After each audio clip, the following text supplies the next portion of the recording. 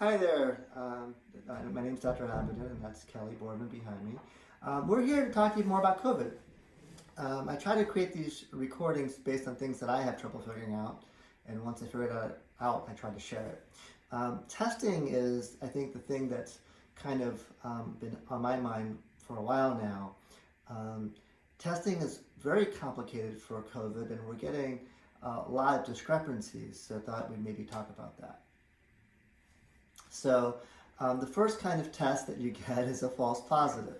A false positive means that your test was positive, but we don't think you have it. So I think Kelly and I have seen a lot of that.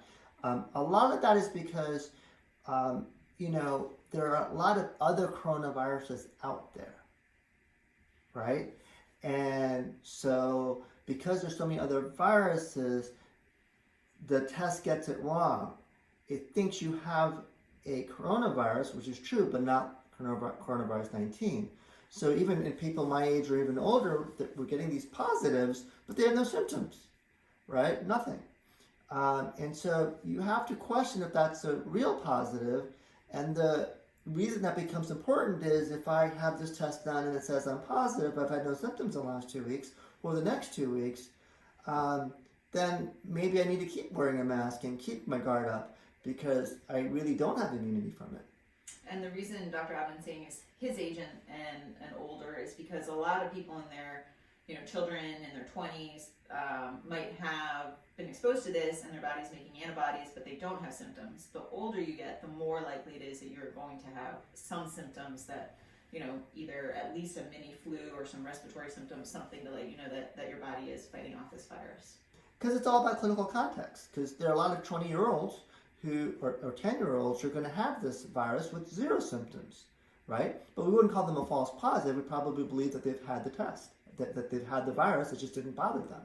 But it's kind of uncommon for my age group to be false positive. It could happen, but it's not clear. And that's why what's happening clinically kind of matters. And if you put your guard down prematurely, it could do a little bit of harm. And then will you also talk about false negatives? So false negatives are what I see a lot of. Okay, we have a lot of 20 and 30-year-olds who we're seeing where we've tested them, the test is negative, but they're huffing and puffing and breathing hard for weeks. So having done this for 25 years, I haven't come across anything else that makes people huff and puff for weeks, especially in that age group, right? Outside of asthma. And, I normally have these people get peak flow meters so I can make sure they don't have asthma, and they're still huffing and puffing, right?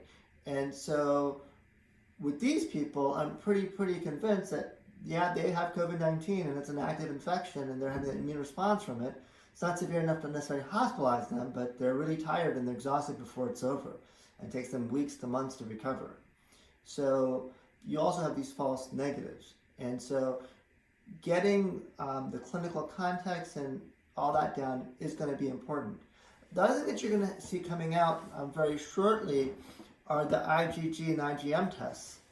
IgM is the kind of antibody we produce when the infection has just happened. IgG is the antibody we produce, for years and months after the infection to let your body remembers. It's your memory of that virus. So that if you're exposed again, your body can already fight it back off. And so because, the vast majority of tests are being approved under the Emergency Utilization Act, these tests haven't been validated. They're not necessarily accurate. There's all we have. So we use them, but again, try not to overread them, okay? Because when you do IgM testing, again, you could be looking for COVID-19, but pick up COVID-14. And so you look like you acutely have it, but you don't. And we see this for all kinds of antibodies, from HIV to lupus. We see false positives and false negatives on IgGs, IgMs, ELISA testing. No matter what the methodology is, we see false positives and false negatives. So I know that's all very confusing. It's definitely confusing for us as well. But what I'm trying to make sure that you do is understand there's a bit of complexity to all of this. I'm trying to make sure that you and your doctor are looking at the whole situation, not just the test. In medical school, we were taught, don't treat a number, don't treat a lab value, right? Because the lab value doesn't mean anything out of its context, okay? Simplistically, if your test is positive and you're 14, 15, 16 years old, I might believe it, right? If your test is positive and you're my age and you have no symptoms, I might be a little bit skeptical, okay? If your test is negative and you're having a lot of symptoms that really don't look like bacterial pneumonia where you have the high fever, sweats, and chills, right? Then maybe you have the COVID-19. So we still are testing a lot of people. That's still the best resource we have. We just want people to understand, like Dr. Abner was saying, how complex this issue is. And the testing's going to improve. I think all the major national labs in this next week or two are going to debut new labs that they think are a little bit more reliable than what we've currently had, and hopefully they have a higher specificity and sensitivity, so we have fewer false positives and false negatives. I know that they're working really hard. A lot of brilliant minds, a lot of brilliant labs are trying to do this, but nature's tricky, right?